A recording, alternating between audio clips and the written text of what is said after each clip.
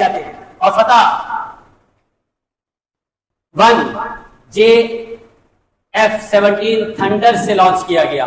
اور یہ بات بھی یاد رکھیں کہ پہلے یہ صرف اسرائیل کے پائلٹ پہلے نمبر پہ تھے کہ انہوں نے جو ہے 150 کلومیٹر دوری پر ایئر ٹو ایئر لانچ کیا. اس سے آگے کوئی نہیں کر سکا کسی جیٹ طیارے سے. یہ پاکستان اب پہلے نمبر پر آ گیا کہ JF-17 تھنڈر سے فتح میزائل کو جو لانچ کیا وہ 150 نہیں 190 کلومیٹر دوری پر مارا. اب پاکستان پہلے نمبر پر کھڑا. پاکستان کی ایئر فورس دنیا کی پہلے نمبر پر آ گئی. ایئر فورس تجھے سلام. اگلی بات فوجی تنصیبات. پاکستان نے ان کی عوام پر حملہ نہیں کیا, عوام کو نہیں مارا. ہمارے لوگ پڑھے لکھے ہیں, سمجھدار ہیں, دیندار ہیں, ایماندار ہیں, مسلمان ہیں, اس لیے خیال کرتے ہیں کہ عوام کو نہیں. جتنے ٹارگٹ کیے گئے تمام فوجی تنصیبات, جتنے لوگ کیے گئے فوجی تنصیبات, جتنے معاملات کیے گئے فوجی تنصیبات, تو جتنے حملے ہوئے فوجی تنصیبات. یہ جھوٹ ہے کہ پاکستان نے عوام پر جو ہے وہ بمباری کی ہو, نہیں, فوجی تنصیبات. اور وہ کتنی ہیں؟ وہ 26 مقامات ہیں. اچھا, پاکستان نے 3-4 دن تک صبر کا مظاہرہ کیا. ڈرون بھی آتے رہے, حملے بھی ہوتے رہے. انہوں نے یہ بات نہیں ہمارا نقصان نہیں ہوا, ایسی بات نہیں ہے کہ ہمارا نقصان ہی نہ ہوا ہو. 3-4 دن تک وہ میزائل برساتے رہے. ہماری کئی ایئر بیس, رحیم یار خان, حیدرآباد, سرگودا, اور بھی کشمیر, اور بھی سیالکوٹ, کئی ہماری ایئر بیس پر حملے ہوئے, ایسی بات نہیں ہے. لیکن نقصان جب جنگ ہوتی ہے تو نقصان دونوں طرف ہوتا ہے. لیکن فتح کون سمیٹتا ہے؟ اصل بات یہاں ہوتی ہے, اور فتح سمیٹی ہے پاکستان نے. 3 سے 4 دن کا جواب صرف 4 گھنٹے میں. 6 طیارے پاکستان نے گرائے, 4 رافیل اور 2 دوسرے. 6 طیارے گرائے, 6 پائلٹ کہاں ہیں؟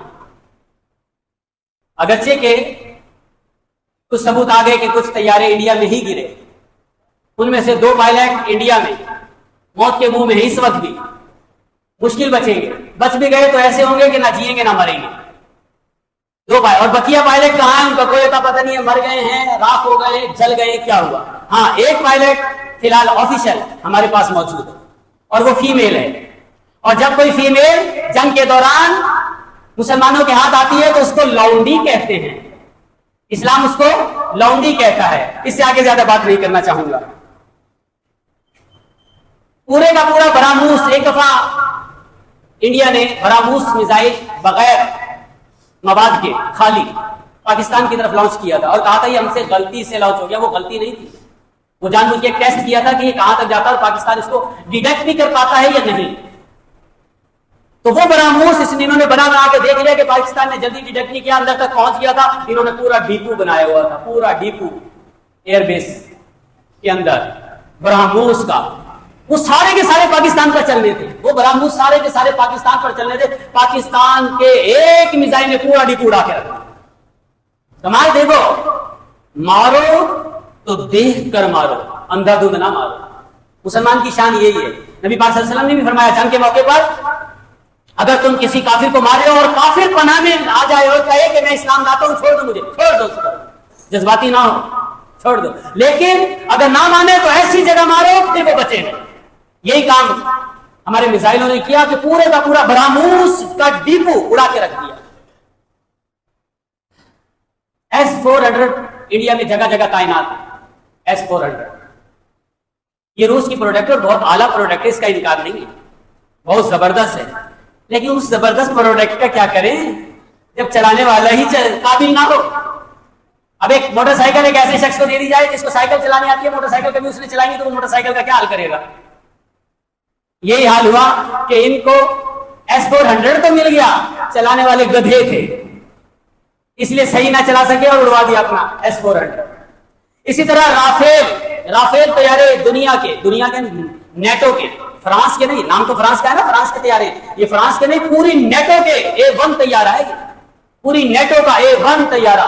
اس کو دنیا کی کوئی بھی طاقت نہیں گرا سکی، کوئی طیارہ نہیں گرا سکا، دنیا کا کوئی ملک نہیں گرا سکا۔ اے پاکستان تجھے سلام کہ تو نے ایک نہیں، دو نہیں، تین نہیں، 4 رافیل گرا دیے۔